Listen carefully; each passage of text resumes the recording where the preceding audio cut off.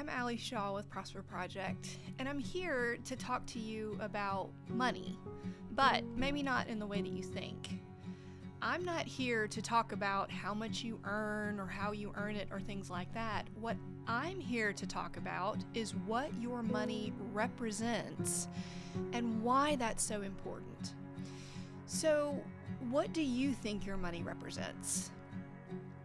Well, from my perspective, it represents something very important to us, and that is our time, our effort, our energy. So think about it. Like, you work for money, right? And what are you doing? Well, you're exchanging your time, effort, and energy for that money. So money is a representation of all three of those things. So just keep those in mind, those three words for just a minute: time, effort, and energy. And let's ask the question, well, what do these three things have in common? Well, they're scarce and impossible to get back once you expend them to earn money, which is why money, as a representation of such a valuable part of who we are, must hold the value of that time, effort, and energy well. And that's what I'm here to talk about today. The enormity of time, the goodness of our work, and the necessity of the money we use to hold the value of our work. But first, let's ask the question, and this may seem ideological or philosophical, but I do think it's worth mentioning. What is work? And I don't mean what is your job, because everybody has different jobs and different careers and things like that. So we know what work is for us: time, effort, and energy in the different jobs that we do. But what are we doing when we work? Well, it's actually something very simple. We're basically using and stewarding the Earth's resources. That's it.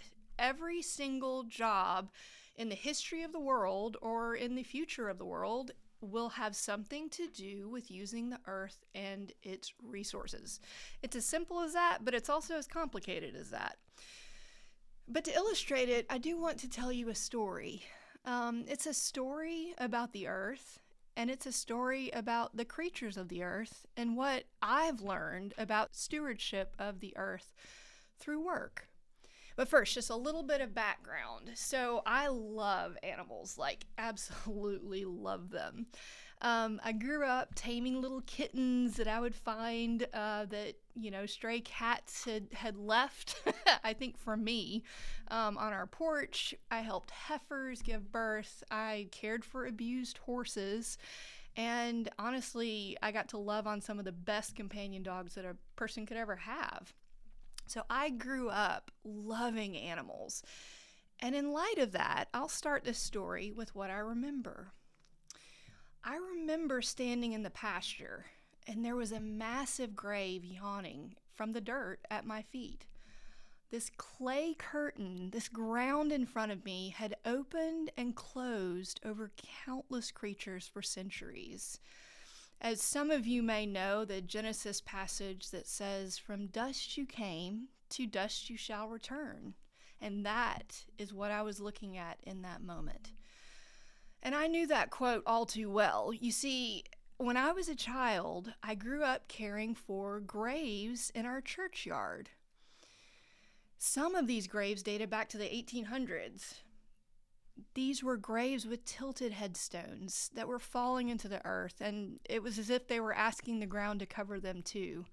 I always wondered if the weight of the outside world felt too heavy for them. But these stones weren't just stones. They represented something, right? They were monuments to a previous generation. Some were killed in war, some died in childbirth, some became adults, some lived to a ripe old age. But all of them had passed through these earthen doorways into the heart of creation. And my family and we actually mowed the grass that grew over these openings. Without our efforts, the land would grow wild and feral until there were no more stone relics remembering the lives beneath them. Just earth that had melded the openings together and swallowed up the humanity beneath. From dust you came, again, to dust you shall return. But back to the grave in the pasture. From where I stood, it felt enormous. But this grave was different than the ones that I've been talking about earlier. This grave would have no marker. In fact, a tractor stood to the side of it, silent and solemn, casting a long shadow on the ground. And I remember walking around that huge pile of earth next to the grave and making my way towards the house. As I neared the corral, I heard a soft nicker. My last horse stood there swaying and circling over and over again. She walked over to me, and I stroked her forehead. She had just been the loveliest little horse. She was fiery in her own way, but never dangerous. The kids could ride her. And I thought about the sunsets we had seen together. I thought about how her hooves used to scoop up the earth when she ran with me on her back. I thought about her little knickers when she trotted along the fence begging for a treat, and tears filled my eyes. Now she could barely eat, and she struggled to get up after lying down, which, if you've ever owned a large animal, you'll know that is often one of the first signs of them nearing death. So she was also in significant pain despite medication that we had her on for a very long time. And because of that, we knew it was time. So we opened a doorway into the earth for her to step through. I turned and walked into my childhood home because the veterinarian wouldn't be there until after dark. So we would have to wait.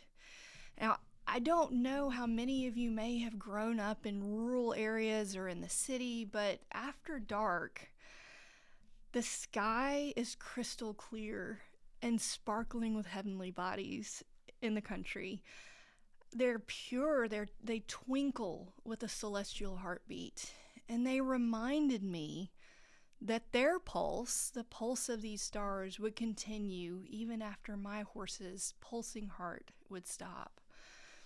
And when the veterinarian's truck finally pulled into the driveway, I watched as he gathered the materials that he needed, and then we walked her to her grave. And he put her to rest with the sky as a witness. I stroked her cheek as she took her last breath. I looked down at her and then to the heavens. And I was suddenly struck by the overwhelming feeling of the goodness of creation, of the value of the earth, of what it means to steward resources, work for the good of creation and created beings, to see not simply the value of our existence, but also the value of our work as an extension of that existence. The veterinarian did a good work that evening in helping me lay such a sweet horse to rest in the most compassionate way possible. It was a valuable work that truly benefited creation and its creatures. But you may say, this story it feels completely alien to me, completely alien to my work experience, and I completely understand that. Maybe you don't see a connection between your work and the physical stewarding of creation and its creatures. I mean, I'm assuming many of you are in school, or you work in an air-conditioned office with computers and copiers and Keurigs, just completely distanced from the outside world. And that's what I do now, too. So if that's what most people do, what does this story have to do with money? The story about a sweet, fiery little horse that I loved and that showed a connection to the earth and its resources. Well, it actually has everything to do with this little story and everything to do with money. Why? Because remember what we said from the very beginning? Money represents something very important. Your time, your effort, your energy.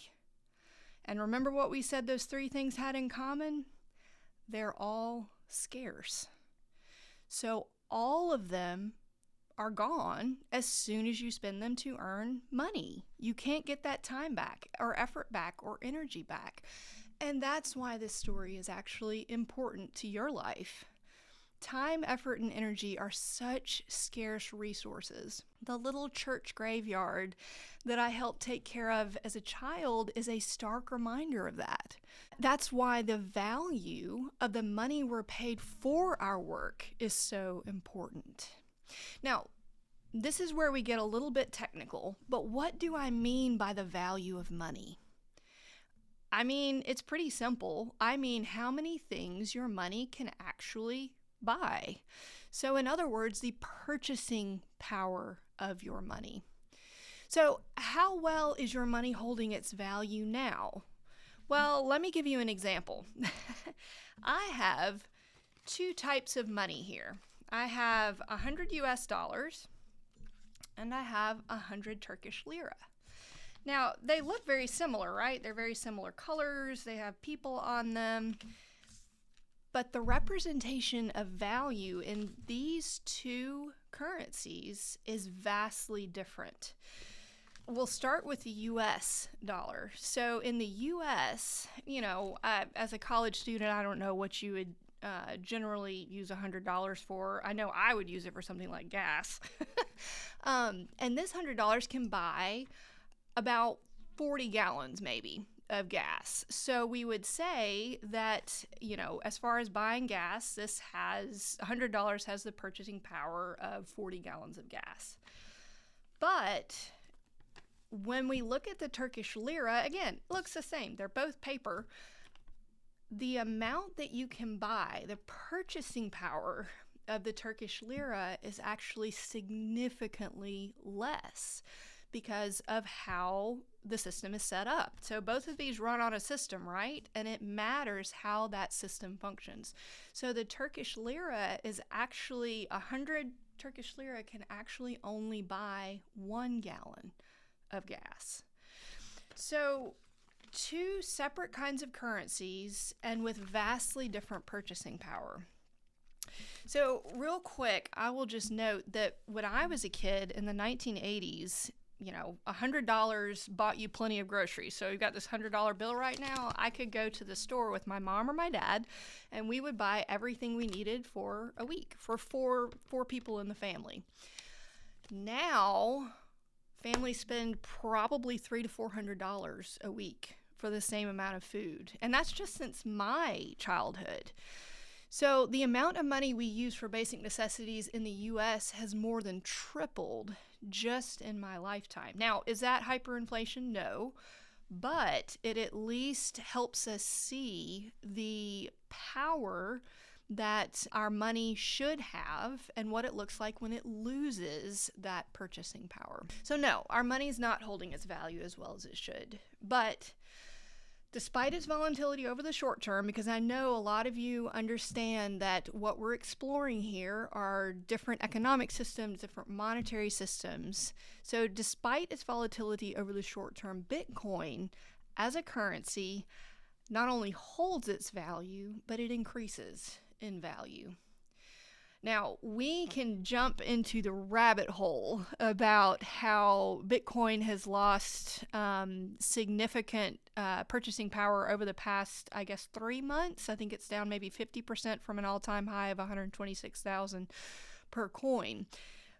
But what I've said still is true, that as a currency, given enough time, it not only holds its value, it increases in value. So I won't get into that right now, but to find out why the money we currently use is losing value while Bitcoin, again, despite its volatility, which I know can be stomach churning at times, it actually gains value. So stick with us, check it out in the next video, and I'll explain all the details.